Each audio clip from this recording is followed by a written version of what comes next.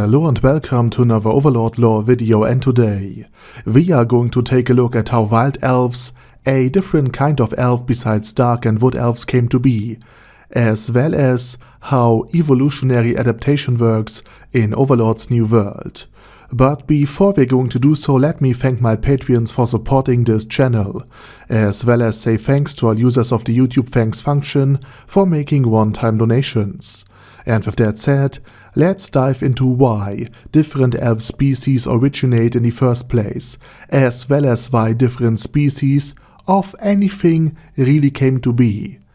And the answer is a drastically different environment in which your life and death, as well as the survival of your children, depends on how well adapted you yourself and your kids are to the current environment you are in. How well one can survive in it and acquire resources, be it food, water, living space, and of course, how well one can fend off predators, which in the new world are a significant problem. Now, with all of that said, in our world it usually works like this.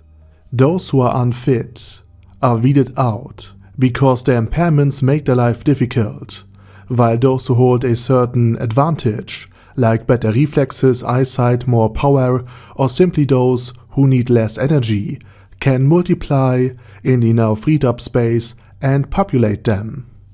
But while this in our world takes many hundreds of thousands, if not millions of years, for a proper new species to emerge, Overlord's new world can adapt its inhabitants rather easily by means of magic, and with the wild elves exactly that has happened.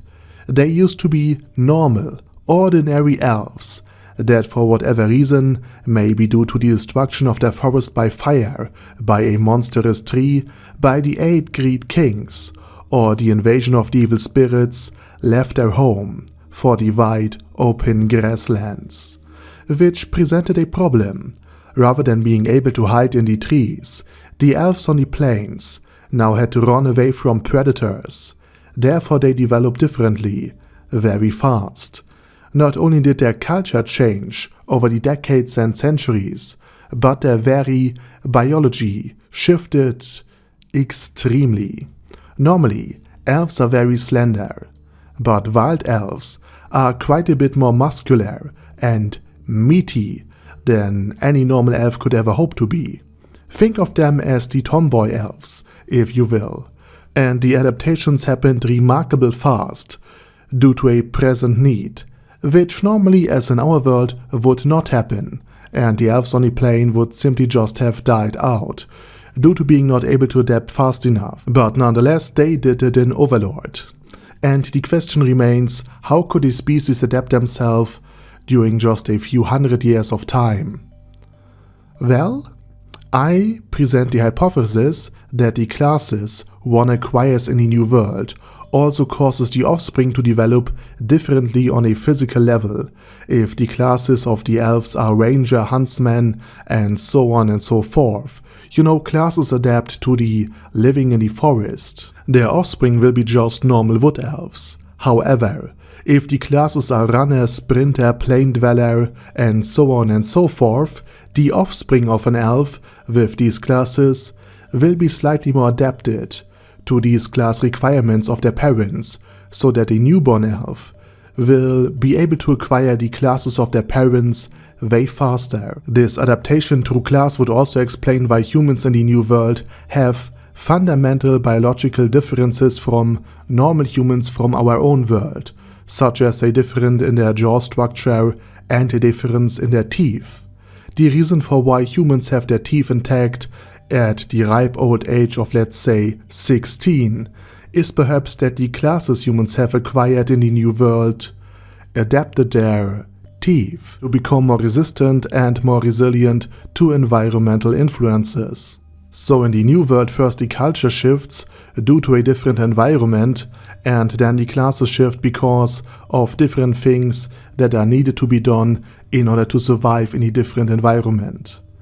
And once the classes and stats have changed, finally, the biology of the offspring will be influenced by the required and acquired classes of their parents.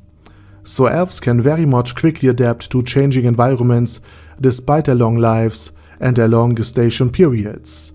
And while the time it takes for a new generation to emerge is still significant, by human measurement that is, just a few hundred years of adaptation in order to create a biologically distinct subspecies of an elf is still a remarkably quick adaptation that is only possible because of the different rules of physics and laws of nature that are present in the new world. Which could also imply that we humans would become snow humans, lake humans, and so on and so forth if we would abandon our life in the cities and towns, in our houses and villages, and venture into the mountains, into the forests, and into the water. And since Demiurge, on his little happy farm, has more than enough bipedal sheep, and since he experiments since essentially the first few volumes of Overlord in order to achieve xenocompatibility between heteromorphs, demi-humans and humanoids, it could be that all of this will be eventually resolved when Demiurge, for example, reveals his army of half-human, half-undead hybrids, or something on these lines. I mean, vampires, half-man, half-vampires, are after all a thing in many fantasy settings, so I could really see all of these little plots and lore bits being eventually forged into one greater plot point. And with this said, we are already at the end of today's video. I hope you enjoyed it. Please leave your comments down in the comment section. And, as usual, I say thank you very much for watching and special thanks to Arder Daddy Arder, Bad Guy Ye, Bad Burrito 316, Bezer, Ben C, Brandon D, Chrissy, Crowley 0221, Sia, Crystal Prime, Dead Slime, Death is Mercy, Deathless Dragonlord, Demon Xenomorph 1987, Devin Downen, Ding Dong, Duckwagon, Dunkler Krieger, Dystopia, Dystopia II, Enigmatic Unicorn, Thirral Shivan, Guy with That Head, Hector Marino, Hoss, Huster, Jacob G, Jana B, Jason, J. Morris, Chromius, Kyle R, Lee K. Long, Legendarius, Lelouch Britannia with a Mustache,